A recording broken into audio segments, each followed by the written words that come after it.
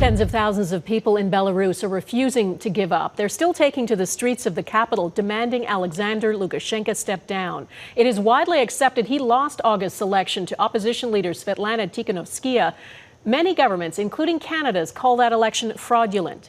Tsikhanouskaya is now living in exile in Lithuania with her two children. Our Redmond Shannon spoke to her about the challenges she faces and the important role she says Canada is playing in the struggle. Another weekend, another huge demonstration in Belarus. Tens of thousands marched despite a threat police would use firearms, again calling for President Alexander Lukashenko to step down. We have to decide everything by ourselves. The woman they believe won August's election remains in exile in neighbouring Lithuania. I would be more useful here in safe than in jail in Belarus, because I'm sure that as only I pass the border, I will be jailed. Sviatlana Tsikhanouskaya only entered the campaign after her husband, an opposition activist, was jailed in May. She finally spoke to him on the phone just a week ago.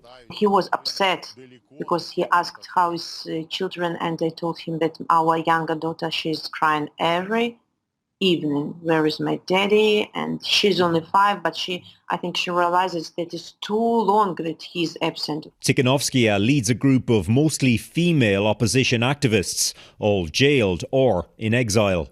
Now in Belarus, everybody is fighting. Women, old people, people with special needs.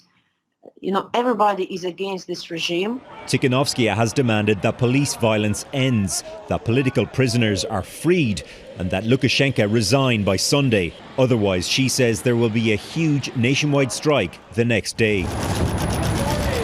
On Friday, Canadian Foreign Minister François-Philippe and Tsikhanouskaya resisted an urge to hug. She says he was the first foreign politician to call her in exile. He was so just talking to me like a friend. I was so inexperienced. I didn't know what to talk about with foreign leaders, but he was so kind. He was so supportive. Sviatlana Tsikhanouskaya has had to learn leadership fast. She says mediation talks are now key and insists Russia, which supports Lukashenko, must be at the table. Redmond Shannon, Global News, London.